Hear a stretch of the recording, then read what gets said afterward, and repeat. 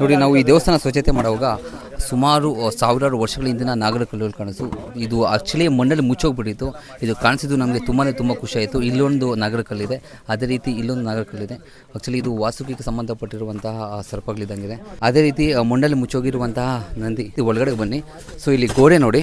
So ಯಾವುದೇ ರೀತಿ ಇಲ್ಲಿ ಕಲ್ಲಿಲ್ಲ. ಸೊ ಮೇಲೆ ಇರುವಂತಹ ಹಳ್ಳಿ ಮರ ಏನಿದೆ, ಹಳ್ಳಿ ಮರಕ್ಕೆ ಸಂಬಂಧಪಟ್ಟಿರುವಂಥ ಬುಡಗಳು ಬಂದುಬಿಟ್ಟು ಇದನ್ನು ಅಪ್ಪಿಗೆ ಮಾಡಿಕೊಂಡು ದೇವಸ್ಥಾನ ಕಾಪಾಡ್ಕೊಂಡು ಬಂದಿದೆ. ಮನುಷ್ಯರ ನಿರ್ಲಕ್ಷ್ಯ ಇದ್ದರೂ ಕೂಡ ಸೊ ಈ ಒಂದು ಹಳ್ಳಿ ಮರ ಬುಡ ಏನಿದೆ ಅದು ಕಾಪಾಡ್ಕೊಂಡು ಬಂದಿದೆ. ತುಂಬ ಖುಷಿಯಾಗಿರುವಂಥ ವಿಚಾರ. ಸ್ವಲ್ಪ ಒಳಗಡೆ ಬನ್ನಿ, ಇನ್ನೂ ನಿಮಗೆ ಬೆರಗಾಗುವಂಥ ವಿಚಾರಗಳು ತೋರಿಸ್ತೀನಿ. ಸ್ವಲ್ಪ ಬ್ರೋ ಹಂಗೆ ಬನ್ನಿ.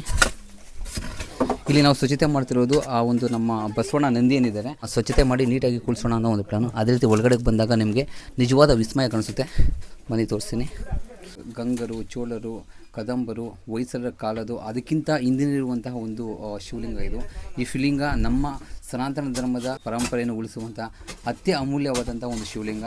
ಸೊ ಈ ಶಿವಲಿಂಗಕ್ಕೆ ತುಂಬ ವರ್ಷಗಳಿಂದ ಪೂಜೆ ಇಲ್ದಿರ ಪುನಸ್ಕರಿಲ್ದಿರ ಈ ಸ್ಥಿತಿಗೆ ಬಂದು ತಲುಪಿದೆ. ಅದೇ ರೀತಿ ಈ ಒಂದು ದೇವಸ್ಥಾನದಲ್ಲಿ ಸುಮಾರು 2 ಪಾಣಿಪೀಠಗಳು ನೋಡ್ಬೋದು.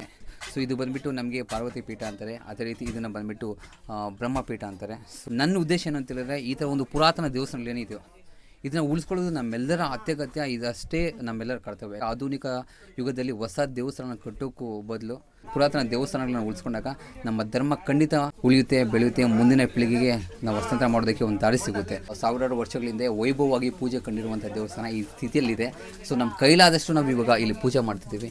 ಖಂಡಿತ ನೀವು ಪ್ರತಿಯೊಬ್ಬರು ಈ ವಿಡಿಯೋನ ಶೇರ್ ಮಾಡಿ, ಲೈಕ್ ಮಾಡಿ. 4 ಜನ ಕಳಿಸಿದಾಗ ನಿಮ್ಮಲ್ಲಿರುವಂತಹ ಧರ್ಮ ಪ್ರೇಮಿ ಒಬ್ಬರು ಮುಂದೆ ಬಂದು ಇದನ್ನು ಜೀರ್ಣೋದ್ಧಾರಕ್ಕೆ ಮಾಡೋದಕ್ಕೆ ಕೂಡ ಒಂದು ಸಹಾಯ ಆಗ್ಬೋದು. ಆ್ಯಕ್ಚುಲಿ ಈ ಬೇರೆಗಳೆಲ್ಲ ಒಳಗಡೆ ಬಂದುಬಿಡ್ತಾ ಇದೆ. ಮೇಲೆ ಏನಿದೆ ಬೇರೆಗಳು, ಆ ಬೇರೆಗಳೆಲ್ಲ ಒಳಗಡೆ ಬಂದುಬಿಡ್ತಾ ಇದೆ.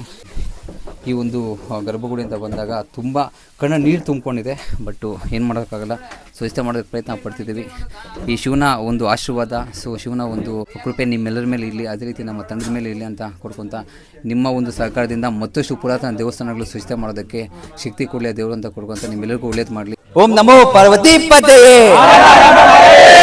ಜೈ ಶ್ರೀರಾಮ್.